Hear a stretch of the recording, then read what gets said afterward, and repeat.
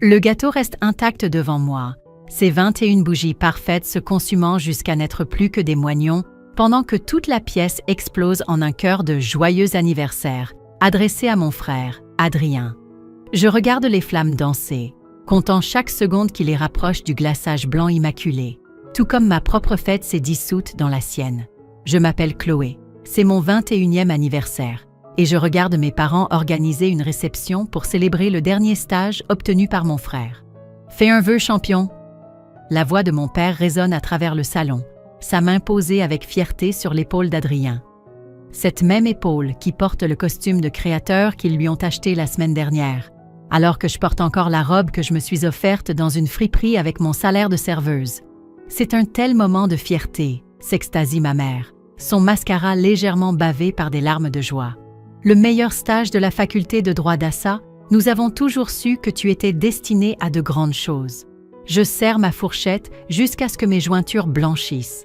Le métal s'enfonce dans ma paume, me ramenant à la réalité alors que la pièce tourne au son des félicitations. Tante Carole s'éponge les yeux. Oncle Stéphane parle déjà de ses relations dans son cabinet d'avocat. Ma cousine Sophie croise mon regard de l'autre côté de la pièce, son expression reflétant mon propre dégoût. « Un discours ?» crie quelqu'un, et Adrien se lève, affichant ce sourire parfait qui lui a toujours tout obtenu. « Je veux juste remercier tout le monde d'être ici aujourd'hui », commence-t-il. Et je ne peux m'empêcher de remarquer comment il s'est positionné juste devant la bannière « Joyeux anniversaire ». Ma bannière, que mère s'est empressée de recouvrir de guirlandes « Félicitations » ce matin. Les mots jaillissent avant que je ne puisse les retenir. Drôle de timing pour cette célébration. Le silence s'installe dans la pièce.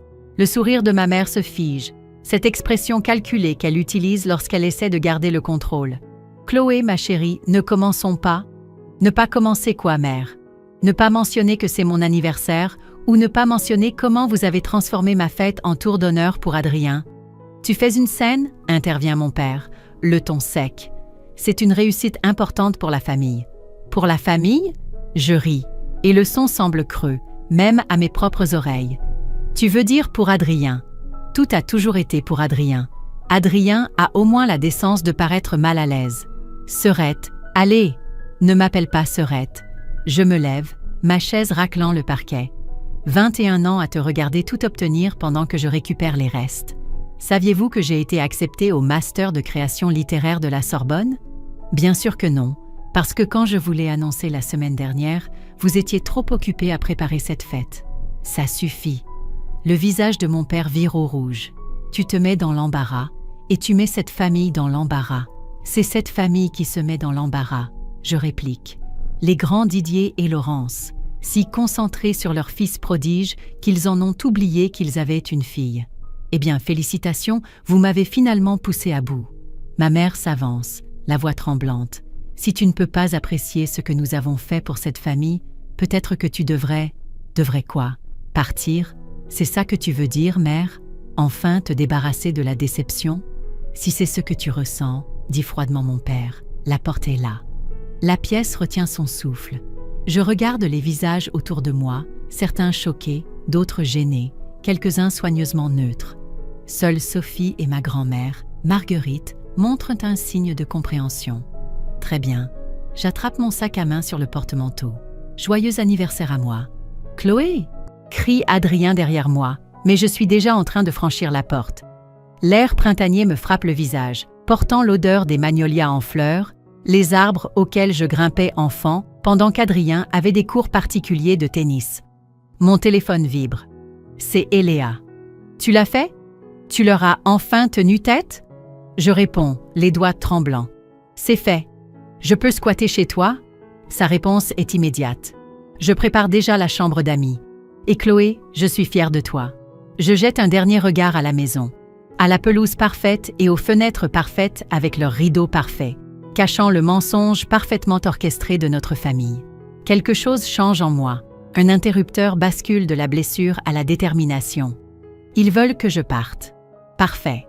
Mais ils sont sur le point d'apprendre que la fille dont ils n'ont jamais voulu est celle qu'ils auraient dû craindre le plus. La chambre d'amis d'Eléa est comme un radeau de sauvetage au milieu d'une tempête. 3 jours que je suis partie, Et le silence de ne pas avoir à peser chaque mot, chaque souffle, est presque assourdissant. Je suis assise en tailleur sur le lit d'emprunt, fixant l'écran noir de mon téléphone, comptant les notifications que je ne reçois pas de ma famille. « Allô la Terre, ici Chloé », dit Eléa, appuyée contre le cadre de la porte avec 2 tasses fumantes. « Ton café refroidi et ta tenue d'entretien va se froisser. » Je lisse le blazer posé sur le lit. « Désolée, je pensais juste à… » « N'y pense pas, » dit-elle en me tendant le café. « C'est la 3e fois que tu manques de les mentionner aujourd'hui. On se concentre sur ton avenir, tu te souviens ? Le café me brûle la langue, mais j'accueille la douleur. C'est mieux que le vide dans ma poitrine. L'entretien au Petit Zinc est dans 2 heures. Je devrais probablement… Mon téléphone vibre. Le nom de grand-mère Marguerite s'allume sur l'écran. « Chloé, ma chérie, es-tu en sécurité ? » « Je vais bien, Mamine. Je suis chez Eléa. »« Bien, ma fille. Écoute attentivement. J'attendais que tu leur tiennes enfin tête. Il y a des choses que tu dois savoir, mais pas au téléphone. Peux-tu me retrouver au parc des Buttes-Chaumont demain ? Le banc habituel. » Avant que je puisse répondre, j'entends la voix de ma mère en arrière-plan. Marguerite ajoute rapidement « Je dois raccrocher. Demain, 10 heures. » Et elle raccroche. Eléa lève un sourcil. Ça avait l'air cryptique. Ma mine a toujours été différente du reste de la famille. Elle, au moins, elle me voit. Je me lève, ajustant mon blazer. Mais pour l'instant, j'ai besoin de ce travail. Je ne peux pas continuer à squatter ici sans participer.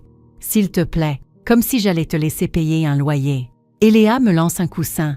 Mais tu as raison pour le travail. Tu as besoin de ton propre argent si tu coupes vraiment les ponts. Le Petit Zinc se trouve à l'angle de la rue des Lilas, bordé d'arbres, sa façade en briques chaudes et accueillante. À l'intérieur, la salle d'entretien sent le café fraîchement moulu et les promesses. « Votre candidature est impressionnante », dit la gérante, Sarah, mais il y a un vide dans vos références. Aucun contact familial. Je croise son regard, impassible. Je préfère garder ma vie professionnelle et personnelle séparée. Elle hoche la tête, avec un air entendu. C'est juste. Quand pouvez-vous commencer ? En sortant avec une offre d'emploi et un planning de formation, je manque de voir Adrien, adossé à ma voiture. Presque. Jolie voiture, dit-il en tapotant l'aile rouillée de ma vieille Clio d'occasion. Mieux que de marcher, j'imagine. Qu'est-ce que tu veux ? Te parler. Tu es toujours ma sœur, Chloé. C'est drôle, je ne me souviens pas que tu l'aies mentionné à la fête. Il passe une main dans ses cheveux parfaits. Un tic nerveux que je reconnais depuis l'enfance. Écoute, je ne savais pas qu'ils allaient détourner ton anniversaire. J'ai essayé de leur dire « Garde ça pour toi ». Je déverrouille la portière. Tu n'as jamais eu à essayer pour obtenir quoi que ce soit dans ta vie, Adrien. Tout a toujours été servi sur un plateau pendant que je rame. Savais-tu qu'ils avaient promis de payer mes études aussi ? C'est marrant comme cet argent a disparu juste au moment où les acomptes pour ta fac de droit devaient être versés. Son visage pâlit légèrement. Ce n'est pas… Je veux dire, je ne savais pas exactement. Tu ne sais jamais parce que tu n'as jamais besoin de regarder. Ça doit être agréable dans ta bulle. Maman et papa s'inquiètent. Ils veulent que tu rentres à la maison. Je ris, et le son est amer, même à mes propres oreilles. La maison ? Ça a cessé d'être ma maison le jour où ils ont décidé que je valais moins que toi. Dis-leur que je les remercie pour le cadeau d'anniversaire. La lucidité me va bien. Alors que je m'éloigne, mon téléphone vibre. Un texto de Sophie. J'ai trouvé quelque chose dans le bureau d'oncle Didier. Tu dois voir ces papiers. On peut se voir ce soir ? Je jette un coup d'œil dans mon rétroviseur. Adrien est toujours là, l'air perdu. Peut-être pour la première fois de sa vie. Tant mieux. Qu'il ressente une fraction de ce que j'ai ressenti pendant des années. Demain, je verrai ma mine et j'écouterai ce qu'elle a à me dire. Ce soir, je verrai ce que Sophie a trouvé. Les pièces du puzzle bougent, et pour une fois, je ne suis pas qu'un pion dans le jeu de quelqu'un d'autre. Eléa m'attend quand je rentre, un muffin de la victoire à la main. J'ai eu le job. Je commence la formation demain. Je prends le muffin mais ne le mange pas. Eléa, je dois te demander quelque chose. Si ça tourne mal, vraiment mal, es-tu sûre de vouloir être impliquée ? Elle prend ma main, la serrant fort. Ma chérie, je les ai vus éteindre ta lumière pendant des années. Il est grand temps que quelqu'un t'aide à briller. Je serre sa main en retour, pensant à l'appel cryptique de ma mine et au message de Sophie. Alors commençons. L'air matinal me mord le visage alors que je me dépêche de traverser le parc des Buttes-Chaumont. Ma mine est déjà sur notre banc, ses cheveux argentés captant la lumière d'automne. Elle tient une épaisse enveloppe Kraft, ses doigts tremblant légèrement en la serrant. « Tu as l'air fatiguée, ma chérie, » dit-elle alors que je m'assois à côté d'elle. Première semaine au nouveau boulot. Tout me fait mal, sauf ma fierté. J'essaie de sourire, mais l'expression de ma mine m'arrête. Qu'est-ce qui ne va pas? Elle pousse l'enveloppe dans mes mains. Ce sont des copies de documents que j'ai trouvés dans le bureau de ton père l'année dernière. Des relevés bancaires, des ordres de virement, des lettres.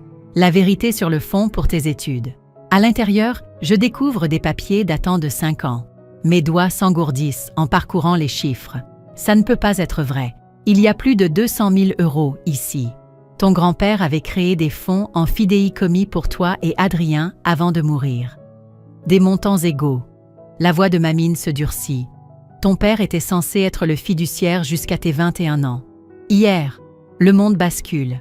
Mais ils ont dit qu'ils n'avaient pas les moyens de payer mes frais de scolarité. C'est pour ça que j'ai dû faire des prêts, Ils ont transféré ton argent sur le compte d'Adrien, progressivement, au fil des ans. Les écoles privées, les stages de sport, cette voiture ridicule. Elle prend ma main. J'ai essayé d'empêcher ça, mais Didier a menacé de me couper tout accès à la famille si j'intervenais. Mon téléphone vibre. Sophie appelle. J'ignore. Mes mains tremblent en feuilletant d'autres documents. Est-ce qu'Adrien est au courant? Non. Il est autant victime de leur manipulation que toi, mais d'une manière différente. Ils l'ont rendu dépendant, privilégié. Une autre vibration. Sophie, encore. Cette fois, je réponds. Chloé, Dieu merci, tu dois rentrer à la maison tout de suite. Ton père a découvert que j'étais dans son bureau. Il est en train de tout détruire. Mon cœur s'arrête. Qu'est-ce que tu veux dire par détruire? Les papiers, les dossiers, tout. Il sait que quelqu'un a fouillé dans les comptes. Il est en panique totale. Ma mine me saisit le bras. Vas-y maintenant. Je vais faire des copies de tout ça. Je conduis comme une folle, atteignant la maison de mes parents en un temps record. Sophie me rejoint à la porte de service, le visage pâle. Ils sont dans le bureau. Ta mère essaie de le calmer, mais... Un bruit de fracas à l'étage la coupe. Nous montons en courant pour trouver la porte du bureau verrouillée. Ouvrez cette porte! Je frappe sur le bois. Je sais ce que vous avez fait avec mon fonds en fidéicommis. Le silence se fait à l'intérieur, puis la voix de mon père, étrangement calme. Tu ne comprends rien, Chloé. Je comprends suffisamment. Dva suta tizuchaeura, papa. Mon avenir. Vous l'avez volé. Nous l'avons investi dans l'avenir de ton frère. L'avenir de la famille. La voix de ma mère, maintenant tendue. Tout ce que nous avons fait, c'était pour cette famille. Non, dis-je, la voix stable malgré la rage qui brûle en moi. Tout ce que vous avez fait, c'était pour Adrien. Et maintenant, tout le monde va le savoir. La porte s'ouvre brusquement. Mon père se tient là, des papiers éparpillés autour de lui, une corbeille à papier fumante contenant des documents à moitié brûlés. Tu n'oserais pas détruire la réputation de cette famille. Vous l'avez déjà fait vous-même. Je lève mon téléphone, en train d'enregistrer. Et maintenant, j'ai des preuves. Son visage se crispe. Espèce d'ingrate. Didier? Ma mère saisit son bras alors qu'il fait un pas vers moi. Pour la première fois, je vois de la peur dans ses yeux. Sophie se faufile derrière eux dans le bureau, ramassant rapidement les papiers tombés. J'ai fini de te couvrir, oncle Didier. Ça s'arrête maintenant. Vous faites tous les deux une terrible erreur, dit ma mère, mais sa voix vacille.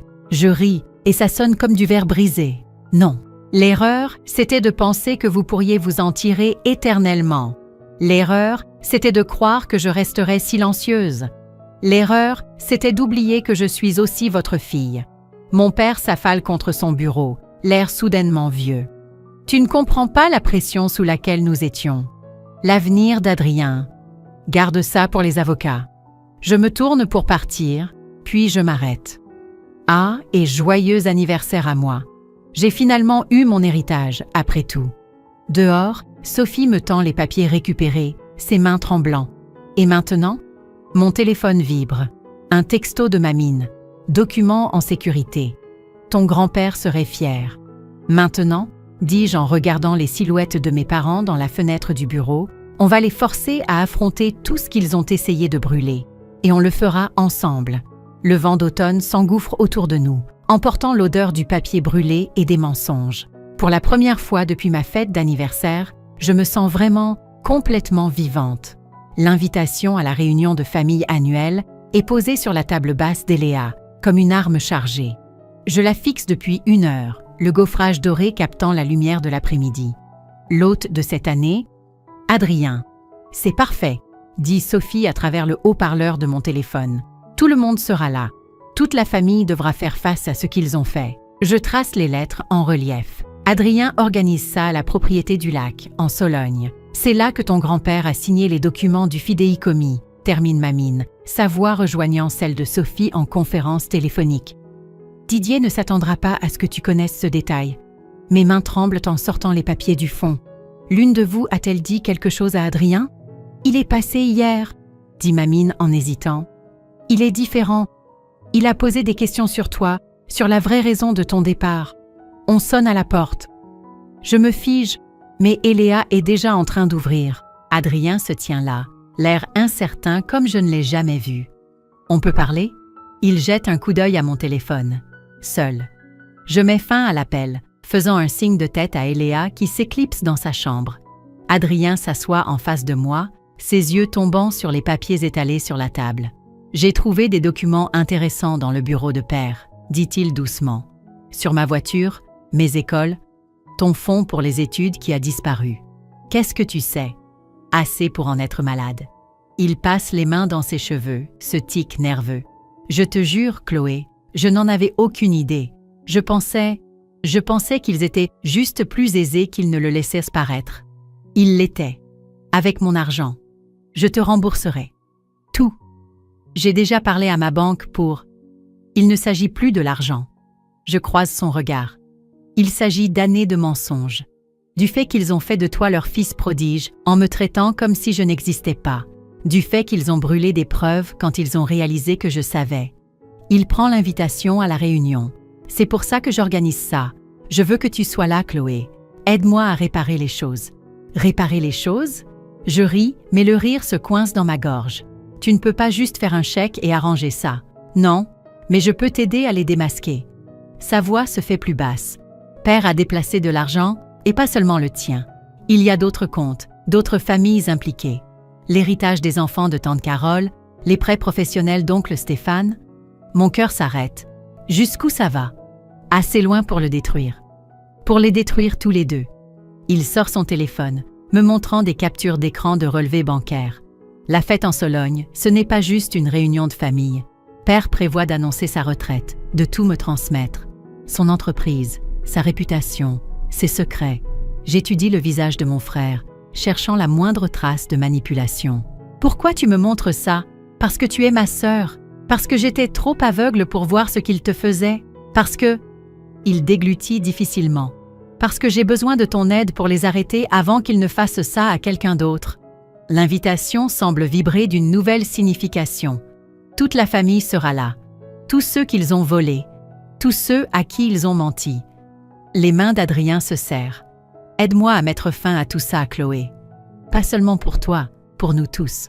Je me lève, marchant vers la fenêtre d'Eléa. La rue en bas se remplit du trafic du soir, des gens rentrant chez eux, dans leur famille normale, leur vie sans complications. Si on fait ça, dis-je finalement, on le fait à ma façon. Pas d'avertissement, pas de chance pour eux de cacher d'autres preuves. D'accord, Adrien se lève aussi. Mais, Chloé, il y a autre chose que tu devrais savoir. À propos de grand-mère Marguerite. Mon estomac se noue. Quoi à son sujet? Elle n'a pas seulement trouvé ces documents l'année dernière. Elle suit leur manigance depuis des décennies. Et, il hésite. Elle a la preuve que ça a commencé avant même notre naissance. Avec notre véritable héritage. Celui que notre grand-père n'a jamais voulu que père contrôle. Les pièces du puzzle s'emboîtent. Les questions prudentes de Mamine au fil des ans, son soutien subtil, sa détermination à me garder indépendante. La réunion est dans 2 semaines, dit Adrien en se dirigeant vers la porte. Quoi que tu décides, j'ai fini d'être leur marionnette. Après son départ, Eléa émerge. Alors, je ramasse l'invitation, sentant son poids. Appelle Sophie et Mamine. On doit agir plus vite que prévu. Tu es sûr de faire confiance à Adrien? Je pense à son tic nerveux, à ses captures d'écran, à l'air écœuré dans ses yeux. Non, mais je suis sûre d'une chose. Ça vient de dépasser le stade de la vengeance. L'invitation capte le dernier rayon de soleil, scintillant comme une lame.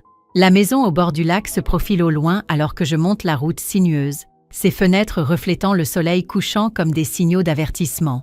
Plus que 3 jours avant la réunion, et mes mains n'arrêtent pas de trembler. La voiture d'Adrien est déjà garée devant, à côté de la vieille Mercedes de Mamine.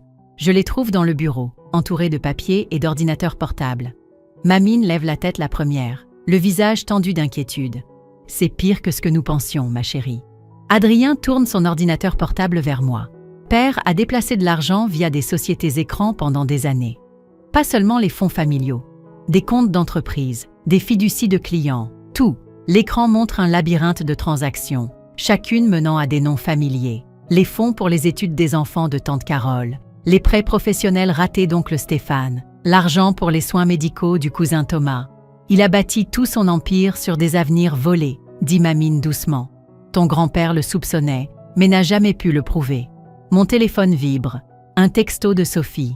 Oncle Didier vient de quitter notre maison. Il sait que quelque chose ne va pas. Soyez prudents. Nous devons agir plus vite, dit Adrien en passant les mains dans ses cheveux. Il a déjà commencé à transférer des actifs à l'étranger. Une fois que ce sera fait, il disparaîtra avec tout. Y compris les preuves, je termine. Mamine touche une pile de vieilles lettres. Il y a autre chose. Ta mère, elle n'est pas seulement complice. Elle a été l'architecte de tout ça. La comptabilité, les dissimulations, les manipulations. Tout est de son écriture. La pièce tourne légèrement.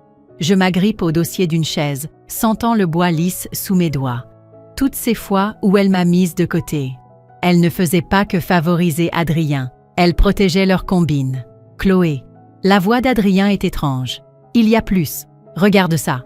Il me tend un document daté d'il y a 21 ans. Mon acte de naissance, avec une police d'assurance jointe. Une assurance vie au nom de mère. Elle l'a souscrite le jour de ta naissance, murmure Mamine.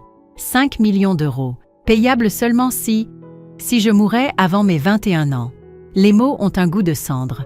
C'est pour ça qu'ils ont organisé la fête d'Adrien le jour de mon anniversaire. Ils célébraient l'expiration de la police, le fait qu'ils n'auraient pas à... La porte du bureau s'ouvre avec fracas. Ma mère se tient là, son maquillage parfait ne parvenant pas tout à fait à cacher sa fureur. « Qu'est-ce que vous faites ici ?»« Laurence, » commence Mamine, mais ma mère la coupe. « Vous les avez empoisonnés contre nous, n'est-ce pas, Marguerite ?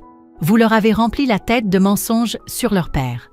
Les seuls mensonges ici sont les vôtres, » dis-je en brandissant la police d'assurance. « As-tu été déçue de ne pas pouvoir l'encaisser ?» Quelque chose vacille dans ses yeux. Pas de la culpabilité, mais de la frustration. Tu ne comprends pas ce qu'il faut pour construire quelque chose de durable, pour assurer un héritage. En pariant sur la mort de ta fille ? Adrien se lève, le visage pâle. En volant toute notre famille. Tout ce que nous avons fait, c'était pour toi, Adrien, pour ton avenir. Elle s'avance, tendant la main vers lui. Nous pouvons encore protéger cet avenir. Ensemble. Aide-moi juste à rassembler ces papiers et nous pourrons arrêter. Ma voix ne tremble plus. Chaque mot que tu prononces ne fait que prouver ce que tu es vraiment, ce que tu as toujours été. Et qu'est-ce que c'est ? Son sourire est aussi tranchant qu'un rasoir. Un monstre qui voyait ses enfants comme des investissements, rien de plus. Elle rit et ça sonne comme du verre qui se brise. Oh ma chérie, tu n'as aucune idée de ce à quoi ressemblent les vrais monstres. Mais tu vas le savoir. Elle sort son téléphone. Didier, ils sont là. Tous. Oui, avec les documents. Une pause. Bien sûr que j'en suis sûre. Il est temps de mettre en œuvre le plan B. La communication se coupe et le sourire de ma mère s'élargit. Vous avez 30 minutes pour quitter cette maison et oublier tout ce que vous avez vu. Après ça, elle hausse les épaules avec élégance. Eh bien, des accidents, ça arrive dans les propriétés au bord d'un lac, même aux adultes. Tu nous menaces ? Adrien s'interpose entre elle et moi. Tes propres enfants. Je protège notre héritage, comme je l'ai toujours fait. Elle se tourne pour partir, puis s'arrête. Ah, et Chloé, joyeux anniversaire en retard. Quel dommage que tu n'atteignes pas tes 22 ans. Après son départ, Mamine attrape ses clés. Nous devons partir maintenant. Mettez tout dans ma voiture. Mais je fixe la police d'assurance. Quelque chose se met en place dans mon esprit. Non, on reste. Chloé, la réunion est dans 3 jours. Tout le monde sera là. Je croise le regard d'Adrien, y voyant ma propre détermination se refléter. Qu'ils viennent. Tous. Il est temps qu'ils voient à quoi ressemblent les vrais monstres, en plein jour. Mamine me touche le bras. Et si tes parents mettent leurs menaces à exécution? Je ramasse le téléphone oublié de ma mère, laissé délibérément sur le bureau. Alors, ils auront bien plus que de l'argent manquant à expliquer à la police, parce que je viens d'enregistrer chaque mot. Les fenêtres de la maison s'assombrissent avec le soleil couchant, ne reflétant plus des avertissements, mais des promesses. Dans 3 jours, tout changera, d'une manière ou d'une autre. La maison en Sologne se remplit de parents à la tombée de la nuit, leur bavardage résonnant contre les murs comme des accusations. Je me tiens dans un coin du grand salon, observant mon père charmer la foule avec une aisance calculée. Ma mère flotte entre les groupes, son rire juste un peu trop éclatant. Adrien n'est pas encore arrivé. Quelle affluence, murmure Sophie, apparaissant à mon coude. Tante Carole pleure dans la salle de bain. Quelque chose à propos des factures médicales de Thomas qui arrivent à échéance. Mon téléphone vibre. Un texto d'Adrien. Retardé. Quelqu'un a cambriolé mon appartement. Tous les documents ont disparu. La pièce semble soudain trop petite, trop chaude. Je me glisse sur le balcon, agrippant la balustrade jusqu'à ce que mes jointures blanchissent. Une autre vibration. La police est là. Le nom de père est apparu dans leurs questions. Des problèmes? La voix de ma mère me fait sursauter. Elle se tient dans l'embrasure de la porte, éclairée à contre-jour par les lumières de la fête, ressemblant plus à un prédateur qu'à une parente. Quel dommage pour le cambriolage d'Adrien. Ce genre de choses arrive quand les gens ne sécurisent pas correctement leurs biens. Qu'as-tu fait? Moi? Elle sirote son vin. Je ne suis qu'une mère dévouée célébrant la réussite de son fils. À ce propos, ton père est sur le point de faire sa grande annonce. Tu ne voudrais pas manquer ça. À l'intérieur, mon père tape sur son verre pour attirer l'attention. Famille, amis, merci à tous d'être venus célébrer la réussite d'Adrien en tant qu'hôte de sa première réunion de famille. Mais j'ai une annonce encore plus grande. La foule murmure avec attente. Je balaie la pièce du regard. Pas de Mamine, pas d'Adrien. Ma poitrine se serre. À partir de ce soir, je prends officiellement ma retraite, continue mon père. Et je suis fière d'annoncer qu'Adrien prendra la relève en tant que PDG de notre entreprise familiale. Des applaudissements éclatent. Oncle Stéphane lève son verre, son sourire crispé. À Adrien. Bien que certains d'entre nous attendent toujours ces prêts que tu nous avais promis, Didier. Tout en temps voulu, dit mon père suavement. En fait, j'ai ici quelques papiers qui devraient intéresser plusieurs d'entre vous concernant vos investissements. Il plonge la main dans sa mallette et en sort une pile de documents. Mon cœur s'arrête. Ce sont des faux. Ce doit être des faux. Les vrais papiers ont disparu, volés dans l'appartement d'Adrien. Chloé. La main de ma mère se referme sur mon bras, ses ongles s'enfonçant. Et si tu venais avec moi dans le bureau? Nous devons discuter de ton avenir. Lâche-moi. Maintenant, ma chérie. Sa poigne se resserre, avant que tu ne te mettes encore dans l'embarras. La porte du bureau se referme derrière nous. Mon père est déjà là, avec 2 hommes que je ne reconnais pas. Voici nos consultants en sécurité, dit ma mère. Ils sont très doués pour gérer les situations délicates, comme cambrioler l'appartement d'Adrien. Mon père soupire. Adrien a fait son choix. Décevant, mais gérable. Toi, en revanche. Il fait un signe de tête à l'un des hommes qui se déplace pour bloquer la porte. Tu es devenu un risque que nous ne pouvons plus nous permettre. La police d'assurance a expiré, dis-je en reculant. Vous ne pouvez pas? Oh, ma chérie, rit ma mère. Il y a tant de façons d'avoir des accidents, surtout au bord d'un lac. Surtout après avoir trop bu lors de réunions de famille. Un verre apparaît dans sa main. Mon verre de tout à l'heure. Tes empreintes, ton ADN, combiné à ton historique d'instabilité émotionnelle et à ton comportement erratique récent. Le deuxième homme s'avance. Quelque chose scintille dans sa main. Mon dos heurte le mur. Pourquoi? Ma voix se brise. Je suis votre fille. Non, dit mon père doucement. Tu es une erreur que j'aurais dû corriger il y a des années. La porte s'ouvre violemment. Adrien se tient là, le visage en sang et l'air hagard. La police est en route. J'ai déclenché l'alarme silencieuse quand j'ai vu vos consultants en sécurité me suivre. Adrien, commence ma mère, mais il la coupe. Garde ça pour toi, j'ai tout entendu. Il lève son téléphone.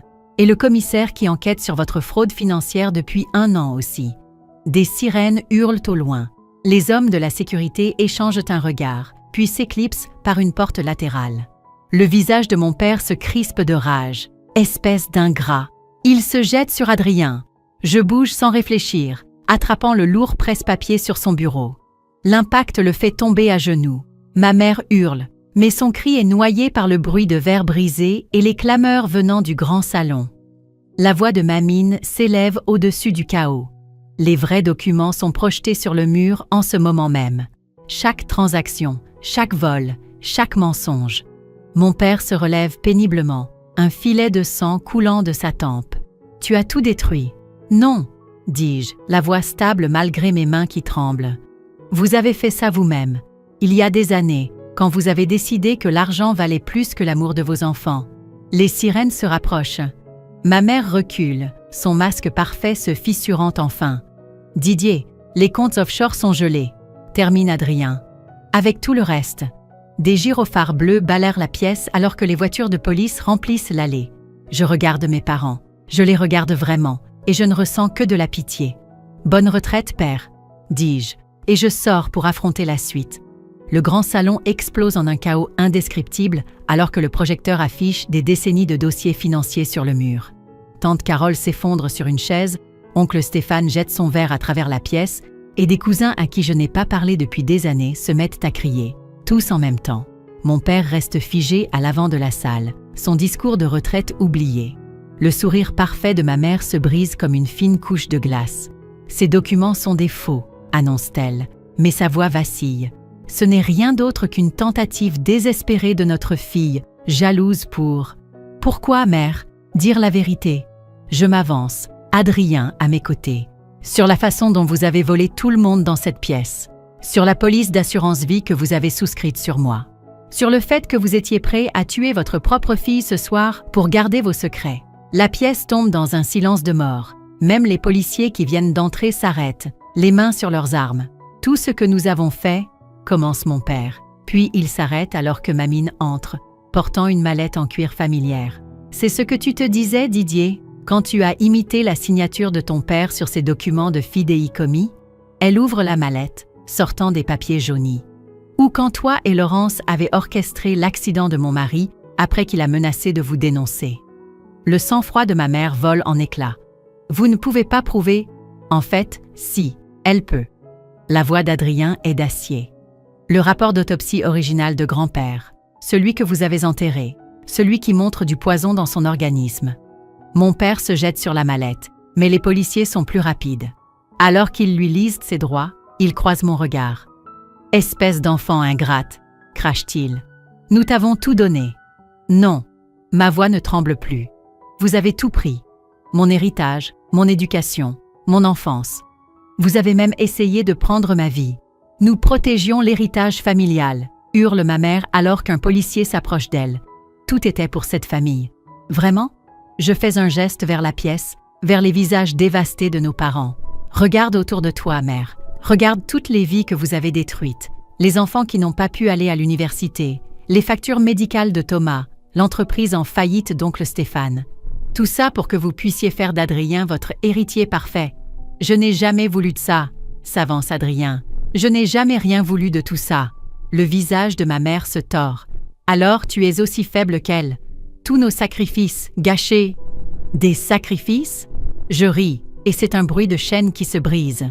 Vous n'avez rien sacrifié. Vous avez volé, vous avez menti, vous avez assassiné. Et pourquoi ? Pour vous sentir puissant ? Pour jouer à Dieu avec la vie des autres ? Vous ne comprenez pas ce qu'il faut pour construire quelque chose de durable, dit mon père, faisant écho aux paroles de ma mère. Mais maintenant, elle sonne creuse, désespérée. Je comprends parfaitement. Je sors mon téléphone, diffusant l'enregistrement de leurs menaces dans le bureau. Je comprends que vous n'êtes pas des parents, vous n'êtes même pas humains. Vous n'êtes que des coquilles vides, si effrayés de perdre le contrôle que vous détruisez vos propres enfants pour le garder. Alors que la police les emmène, ma mère se retourne une dernière fois. Ce n'est pas fini, Chloé.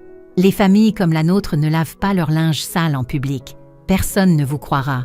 Tout le monde nous croit déjà.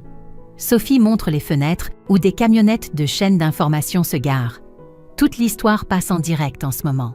Chaque transaction, chaque menace, chaque crime. Mon père s'effondre vaincu, mais ma mère se débat contre les policiers. Vous avez tout détruit. Non, mère. Je les regarde être emmenés, ne ressentant rien d'autre qu'un vide profond. J'ai libéré tout le monde, y compris moi-même. La pièce bourdonne de conversations choquées et de discussions juridiques. Tante Carole me serre dans ses bras, pleurant de pouvoir enfin envoyer ses enfants à l'université. Oncle Stéphane parle avec le commissaire de la récupération de ses fonds volés. La mère de Thomas me remercie à travers ses larmes. Adrien me touche le bras. Ça va? Je ne sais pas. Je regarde les décombres de la façade de notre famille. Est-ce que l'un de nous va bien? Ça ira. Mamine apparaît à côté de moi, ses yeux fiers et féroces. Ton grand-père serait fier, ma chérie. Tu as fait ce qu'il n'a pas pu faire. Révéler la vérité. La vérité, je répète, goûtant le mot. Il a un sens différent maintenant. Moins comme une vengeance et plus comme une justice. Qu'est-ce qui se passe maintenant? Sophie nous rejoint, passant son bras sous le mien. On reconstruit. Mais cette fois, sur des fondations de vérité. À travers les fenêtres, je regarde mes parents disparaître dans des voitures de police séparées. La vie qu'ils ont bâtie sur des mensonges s'écroule derrière eux. Mais dans ces ruines, je vois quelque chose d'inattendu. L'espoir. Pas seulement pour moi, mais pour tous ceux qu'ils ont blessés. La maison de Sologne reste silencieuse, ses secrets enfin exposés à la lumière. Et dans cette lumière, je trouve quelque chose que je n'aurais jamais cru ressentir. La liberté. Les marches du palais de justice semblent plus froides qu'elles ne le devraient au printemps. Je regarde mes parents être emmenés, menottés, leurs vêtements de créateurs remplacés par des tenues de prisonniers. Ma mère ne se retourne pas. Mon père, si. Juste une fois, et dans ses yeux, je vois quelque chose que je n'avais jamais vu auparavant. La compréhension.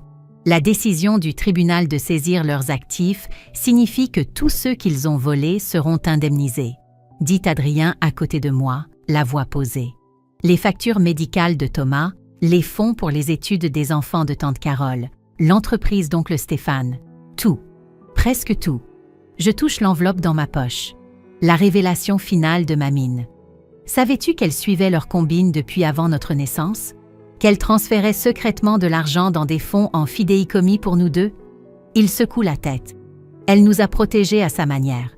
Tout comme tu as protégé tout le monde en révélant la vérité. Dans l'enveloppe, des photographies montrent une version plus jeune de notre grand-mère aux côtés de notre grand-père, à la propriété du lac. Leurs sourires sont authentiques, non souillés par la cupidité qui empoisonnerait plus tard notre famille. J'ai trouvé ça dans le bureau de père. Je tends à Adrien une lettre, ses bords usés. C'est de grand-père, écrite la veille de sa mort. Il savait ce qu'il faisait. Il allait les arrêter. Et ils l'ont tué pour ça. Les mains d'Adrien tremblent en lisant. Toutes ces années, je pensais. Nous pensions tous les deux. Ce qu'il voulait que nous pensions. Je reprends la lettre sentant son poids. Mais Mamine savait. Elle a attendu, rassemblé des preuves, nous a protégés jusqu'à ce que nous soyons prêts à affronter la vérité. Une voix familière crie « Chloé !» Et Léa monte en courant les marches du palais de justice, agitant un journal. Tu dois voir ça. Le gros titre annonce « Chute d'un empire familial. Une fille lanceuse d'alerte révèle des décennies de fraude. » En dessous, un titre plus petit. « L'héritage secret de Marguerite Chen. Comment une grand-mère a protégé les générations futures. » Il y a plus, dit Sophie, apparaissant avec son ordinateur portable. Des gens se manifestent. D'autres familles, d'autres victimes. Le système de tes parents allait bien au-delà de notre famille. Et maintenant, ils ne peuvent plus faire de mal à personne, dis-je. Mais la victoire a un goût différent de ce que j'imaginais. Creux, et pourtant, d'une certaine manière, plus plein. Mamine nous rejoint, ses cheveux argentés captant la lumière du soleil. Votre grand-père disait que les héritages familiaux ne se construisent pas sur l'argent ou le pouvoir. Ils se construisent sur la vérité et l'amour. Je pensais que c'était une question de vengeance, j'avoue, de les faire payer pour ce qu'ils m'ont fait. Mais ça n'a jamais été juste à propos de moi, n'est-ce pas? Non, ma chérie. Elle prend ma main. Il s'agissait de briser un cycle, de choisir quel genre d'héritage tu veux laisser. Adrien fixe les portes du tribunal. Qu'est-ce qu'on fait maintenant? L'entreprise, les propriétés, tout ce qu'ils ont construit? On reconstruit, dis-je, me surprenant moi-même. Pas à leur manière, avec des mensonges et des manipulations. Mais honnêtement, ensemble, Ensemble, fait écho Sophie, passant son bras sous le mien. Toute la famille, la vraie famille. Et Léa me serre fort dans ses bras. Tu vois, je t'avais dit que tu trouverais ta force. Mais en regardant ces gens autour de moi, mon frère qui a choisi la vérité plutôt que le privilège, ma grand-mère qui nous a protégés en silence pendant des années, ma cousine qui m'a soutenue, mon ami qui n'a jamais faibli, je réalise quelque chose. Je n'ai pas trouvé ma force, dis-je doucement. Elle a toujours été là, dans la famille que j'ai choisie, la famille qui m'a choisi en retour. Un policier s'approche avec un dernier document à signer. Ma déposition finale sur l'affaire. En prenant le stylo, je remarque que ma main ne tremble plus. « Chloé », dit soudain Adrien. « Regarde. » À travers les fenêtres du palais de justice, je vois la propriété du lac au loin, ces fenêtres ne reflétant plus des avertissements, mais des possibilités. Et à côté, presque caché par les arbres, un petit bâtiment que je n'avais jamais remarqué. « Le vieux bureau de ton grand-père », explique Mamine. « Là où il gardait ses vrais dossiers. Il y a quelque chose là-bas que vous devez voir tous les deux. Quelque chose sur votre véritable héritage. Encore des secrets ?